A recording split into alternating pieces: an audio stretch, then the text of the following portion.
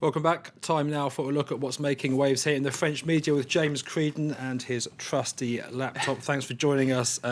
James, very difficult to escape Nicolas Sarkozy yesterday. He was on 8 TV channels in his interview, including our very own French version. One commentator said that to avoid him, you'd have to watch either the Weather Channel or the Horse Channel. Right.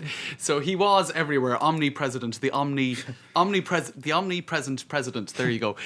So let's take a look at some of the sequences that we could see on TV last night. It's a very uniquely French experience. This kind of orchestrated, choreographed interview where you have journalists invited into the Élysée Palace, into these sort of sumptuous surroundings.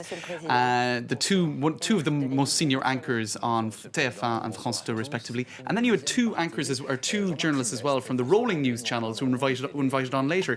You can see them here appearing on screen now, and they were sort of tucked away in a sort of stage. You can see them there, kind of appear in the corner, kind of set into the salle des fêtes scenery, the kind of ballroom scenery. It really does almost look like a theatre piece with these sort of actors being brought on stage at various points. Certainly very, very choreographed compared to presidential interviews or prime ministerial interviews that you would see in other countries. And I think it does sort of fascinate foreigners to see this mise en scène, as they say in French, or choreography. Almost a sort of a reverential almost regal. Yes. Seeking to portray himself as a courageous captain. That's right. That was the reading of Les Inrecuptibles journalists. Nicolas Sarkozy on Capitaine Courage, as portraying himself as a courageous captain, they say on their website. You can see him there in the captain's seat.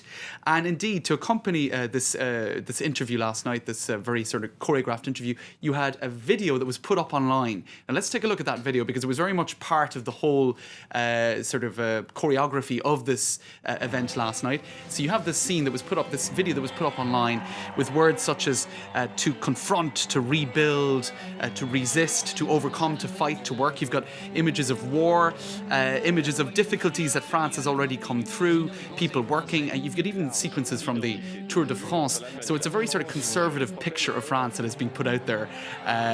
There you go, that's the Tour de France sequence. So it's sort of France being summed up in forest fires, words such as fight.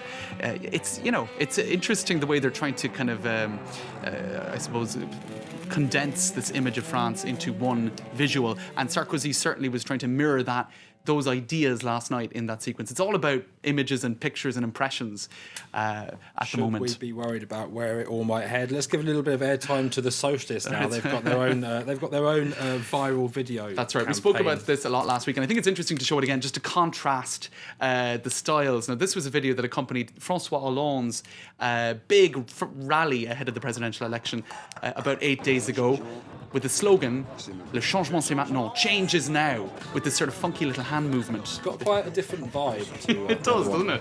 So you can see two very different styles being adopted by the left and the right in terms of putting these videos up online, which of course they hope will go viral.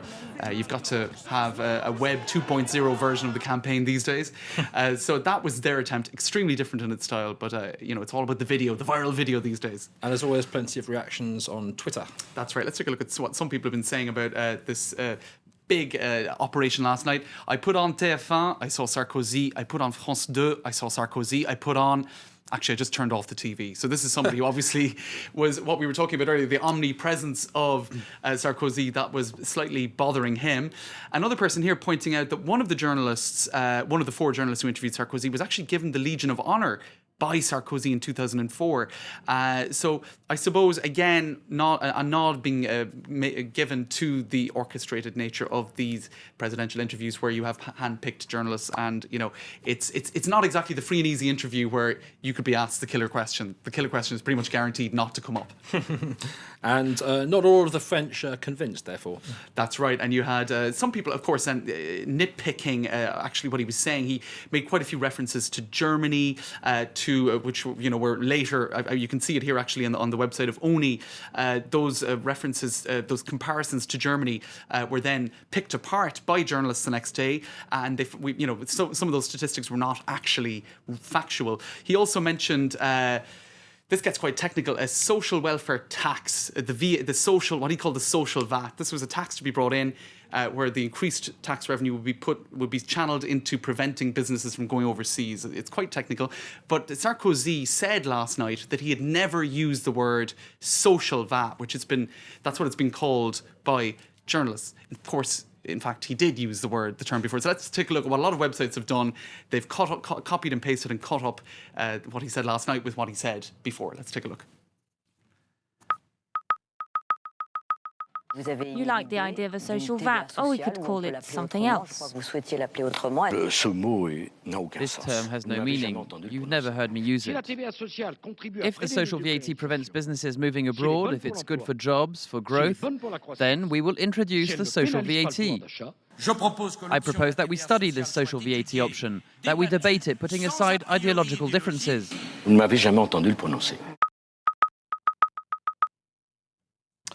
Finally, James, there was a book. Yeah, this is kind of weird. I think we've some pictures of it here online. This is one of the anchors, and he had a mysterious book next to him, right? And if we can get a close-up over here. This is actually a book that Nicolas Sarkozy wrote himself back in 1994. It's a biography of a politician who was around in the Third Republic of France, a guy called Georges Mandel. And it appears they were trying to kind of mention this book at some point in the interview, which again shows how orchestrated the whole thing is, really. The journalist had this book next to him, and the other journalist, Claire Chazal, at one point said, "Oh, Sarkozy, you're thinking of writing a book at some point, Mr. President." But he actually didn't get around to speaking about it. But a lot of people were wondering, what is this mysterious book? And it looks like it was another part of another prop in this whole piece of political theatre. No time for the plug. What a shame. James Creedon, thanks very much for that roundup of the French media. Time now for a look at what's being clicked upon, linked to and liked on the internet in tonight's web news.